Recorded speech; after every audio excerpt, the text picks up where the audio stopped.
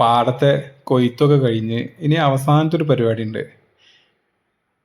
മെഷീനിട്ട് കൊയ്തപ്പോൾ പാടത്ത് വീണ് കിടന്നിരുന്ന വൈക്കോലുകൾ അതിന് ഒരു കെട്ടാക്കാണ്, റൗണ്ടിൽ കെട്ടാക്കിയിട്ട്. ആദ്യമൊക്കെ പണിക്കാരനെ ചെയ്തിരുന്നത്, ഇപ്പോൾ അതിനും മെഷീനാണ്. ഈ ട്രാക്ടറിൻ്റെ ബാക്കിൽ ഒരു പ്രത്യേക മെഷീന് ഘടിപ്പിച്ചിട്ടുണ്ട്.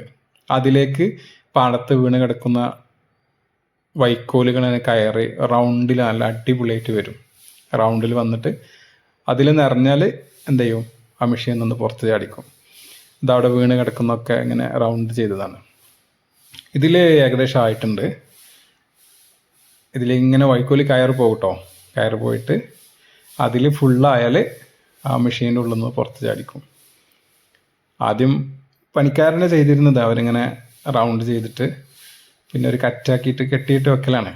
ഇപ്പോൾ ഈ മെഷീനിൽ തന്നെ അത് ചെയ്യും. ട്രാക്ടറിൻ്റെ ബാക്കിൽ ഘടിപ്പിച്ചതാണ് ഈ സാധനം. അപ്പോൾ ഇനി ഇതിൻ്റെ ഉള്ളിൽ നിന്ന് ഒരു റൗണ്ട് മോഡൽ വൈക്കോൽ നന്നായിട്ട് പുറത്തേക്ക് ചാടും. ഇങ്ങനെയാണ് ഇപ്പോൾ പിന്നെ നമ്മളെ പാടത്ത് വീണ് കിടക്കുന്ന വൈക്കോലുകൾ എടുക്കലിതാ അതിൽ നിന്ന് പുറത്ത് ചാടിട്ടോ. അങ്ങനെ ഓരോ ഈ പാടത്ത് മുഴുവനും ഇതേപോലെ റൗണ്ട് ചെയ്ത് അവിടെ കിടക്കുന്ന വൈക്കോലുകളൊക്കെ ഇങ്ങനെ റൗണ്ടാക്കിയിട്ട് വെക്കും. പിന്നെ അത് വാങ്ങിച്ചവർ കൊണ്ടുപോകലാണ്. അപ്പോൾ കൊയ്ത്തൊക്കെ മെഷീനായതുപോലെ തന്നെ ഈ വൈക്കോൽ എടുക്കുന്നതും മെഷീനിലായിട്ടുണ്ട്.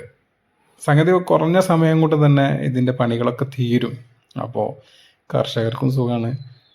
പക്ഷേ ഒരുപാട് ആളുകളുടെ ജോലി നഷ്ടപ്പെട്ടിട്ടുണ്ട്. ഇതാ വീണ്ടും ഒരു റൗണ്ട് പുറത്തേക്ക് ചാടിയത്. ഇങ്ങനെയാണ് ഇപ്പോൾ വൈക്കോൽ എടുക്കൽ.